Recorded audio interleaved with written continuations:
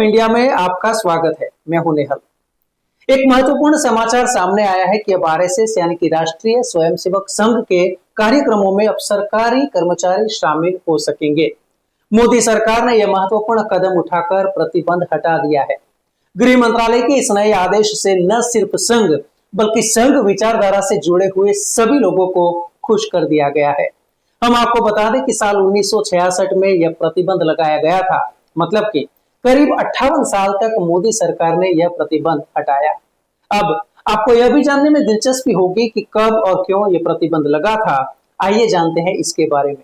साल 1966 की बात है कि जब दिल्ली अभी जगी भी नहीं थी कि बड़ी संख्या में साधु और सन्यासी संसद भवन के सामने जमा होने लगे थे। ज्यादातर लोगों को यह अंदाज भी नहीं था कि आखिर क्या बात हो गई कि संसद के सामने हजारों की भीड़ जुट गई। शुरुआत में दिल्ली पुलिस भी नहीं समझ पा रही थी कि आखिर यह माजरा क्या है। पुलिस ने भीड़ को हटाने के लिए आंसू गैस छोड़े, लाठियां बरसाई, मगर भीड़ टस से मस नहीं हुई।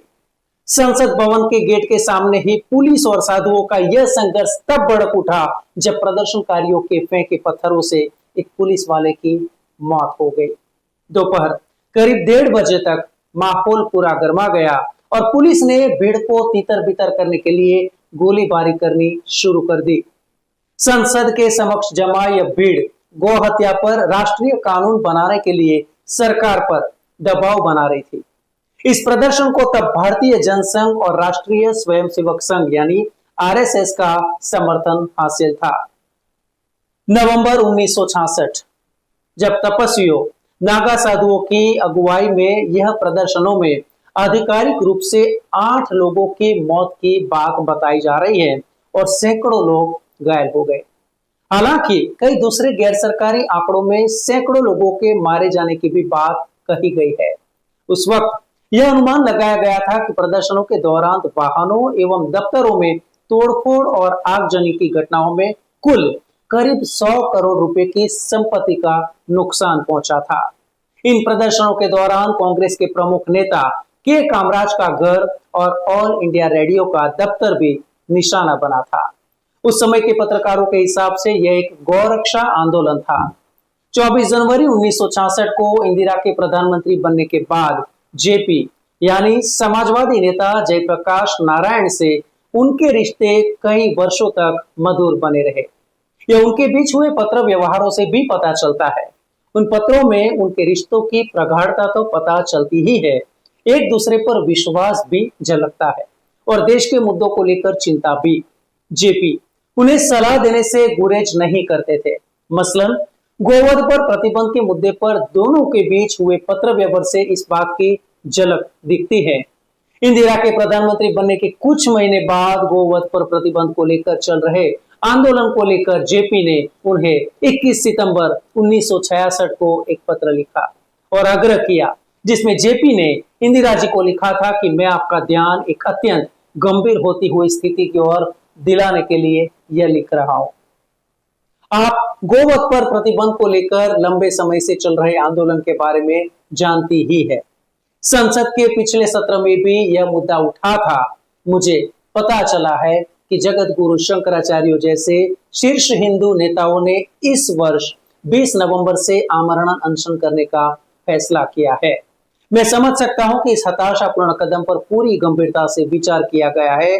आप कल्पना कर सकती हैं कि इससे क्या गंभीर परिणाम हो सकते हैं।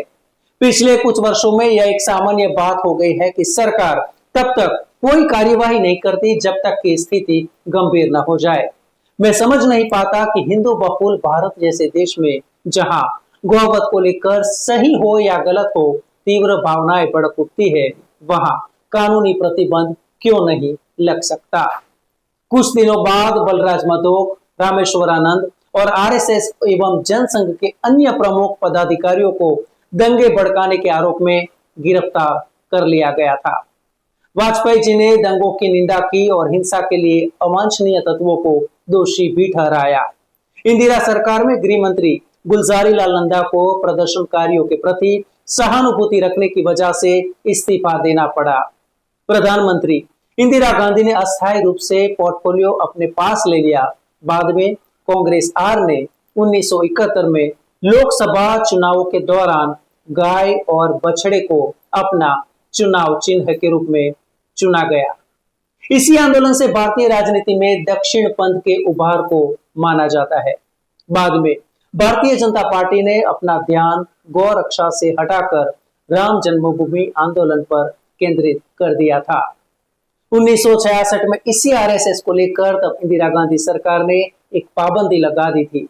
उन्होंने सरकारी कर्मचारियों को इनकी शाखाओं एवं कार्यक्रमों में जाने पर रोक लगा दी थी। हम आपको बता दें कि आज 58 साल बाद मोदी सरकार ने यही रोक पलट दी है। अब हम आपको बता दें कि किस साल हुई थी आरएसएस की स्थापना और कौन कौन से साल रहे थे खास। दोस्तों, आरएसएस की स्थापना वर्ष 1925 में नागपुर में की गई थी। डॉक्टर केशव बलिराम हेडगेवार ने इनकी स्थापना की थी। 1948 में गांधी जी की हत्या के बाद आरएसएस पर बैन लगा दिया गया था। 1949 में जांच के बाद आरएसएस को क्लीन चिट दी गई, पाबंदी हटा दी गई। 1951 में राजनीतिक संगठन के रूप में भारतीय जनसंघ का गठन किया गया। 1980 में जनसंघ का पुनर्गठन किया गया और भारतीय जनता पार्टी का जन्म हुआ। मुझे आशा है कि यह वीडियो आपको पसंद आया होगा।